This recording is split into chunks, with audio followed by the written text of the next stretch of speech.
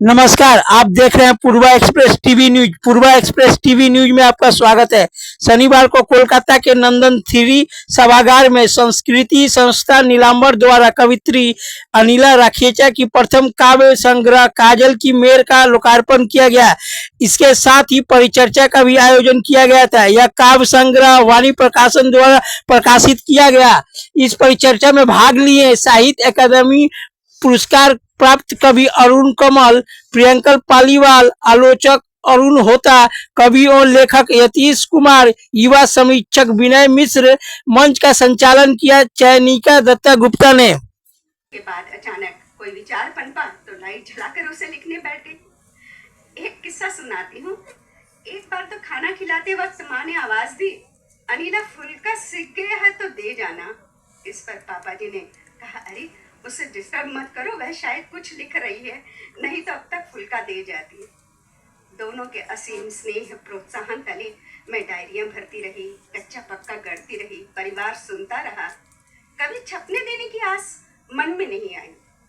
मैं ही श्री यतीश कुमार, डॉक्टर विनय मिश्र, श्रीमती कल्पना झा, श्री आनंद गुप्ता, डॉक्टर सरिता बुधू, जिनके बारे में मैं बताना चाहती हूँ आप सबको। मॉरिशस से आई हैं, लगातार भोजपुरी स्पीकिंग यूनियन की कर्णधार रही हैं आप, और यूनाइटेड नेशंस में भोजपुरी भाषा को रिकॉग्निशन दिलाने में आपका बहुत बड़ा योगदान है।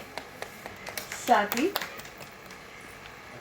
बुलाना चाहूंगी श्री नरेंद्र सिंह दुगड़ को, श्री महेश राज सिंघवी को, हमारे विशिष्ट स्वागत है ऐसे नहीं का। आप आ ही नहीं रहे श्री हो। प्रियंकर पालीवाल जी,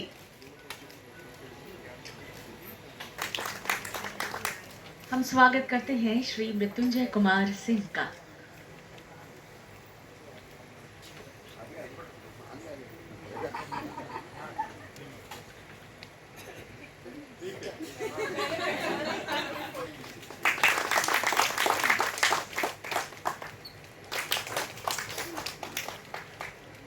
स्वागत है डॉक्टर विनय मिश्र का।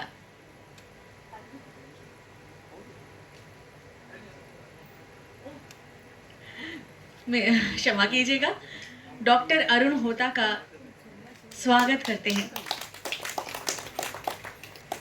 शुभ स्वागत है।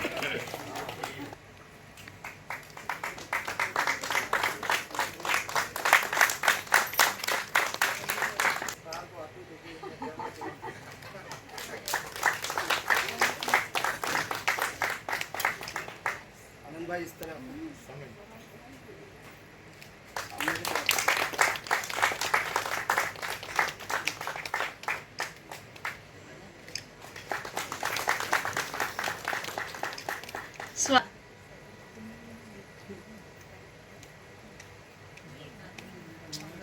सर आप थोड़ा सा पीछे हटिए सर।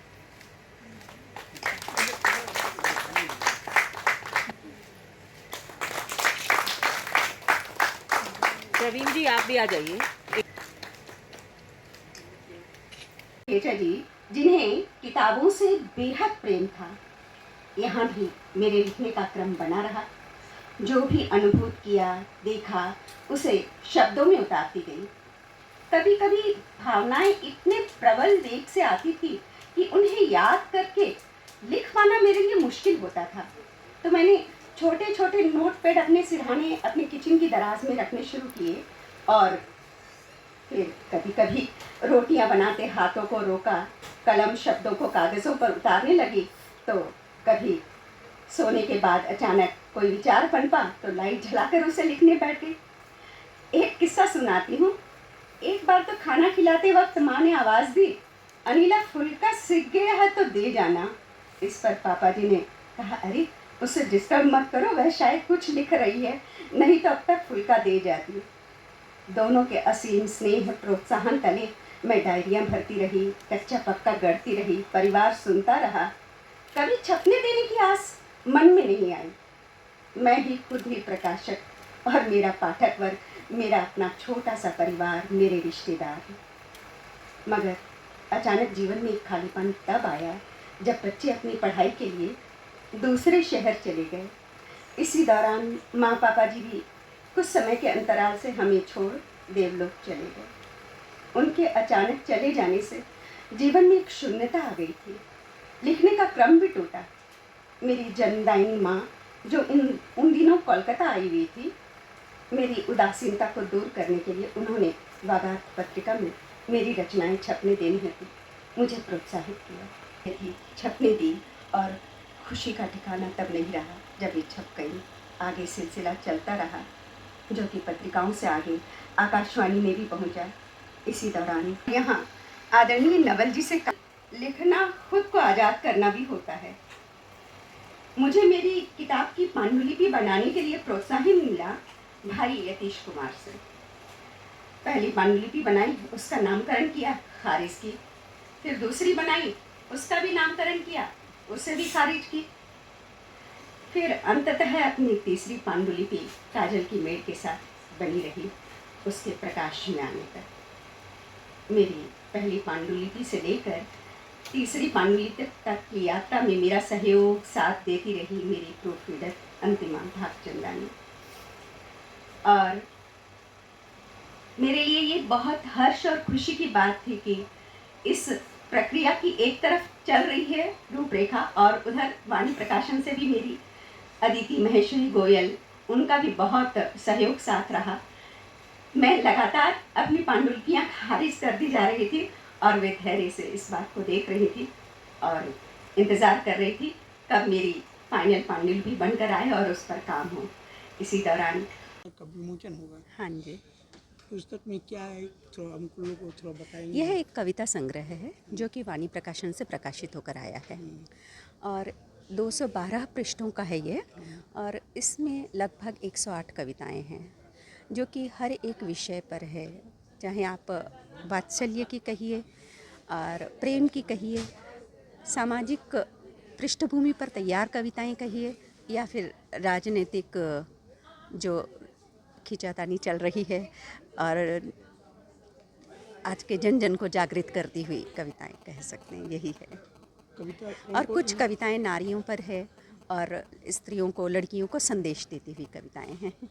कविता कौन कौन लिखे हैं इसमें, कि कौन कौन कवि लिखे हैं इस किताब में?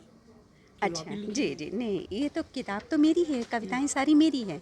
हाँ, मगर इसका ब्लर्ब जो लिखा है पटना के ख्याति प्राप्त हिंदी साहित्य के लब्धि प्राप्त साहित्यकार हैं अरुण कमल जी। उन्होंने इस कविता की भूमिका ब्लर्ब लिखा है। और प्रियंकर पालीवाल जी हैं, उन्होंने भी मेरी किताब को आशीर्वाद दिया है, जो कि आज हमारे बीच हॉल में फ़िलहाल मौजूद भी हैं। किताब का मूल्य कविता है, इसे कैसे कितना लिखे आप कविता? जी ये पहली कविता ना? हाँ, ये मेरा पहला संग्रह है, पहला कविता संग्रह है। किताब का कुछ मूल्य है? जी, ये दोनों में उपलब्ध है, अमेज़ॉन, फ्लिपकार्ट में तो है ही, और पेपरबैक संस्करण भी इसका है और हार्ड बाउंड में भी है ये, तो दोनों के अलग अलग मूल्य है। आपका नाम बताइए। अनिला राकेचा।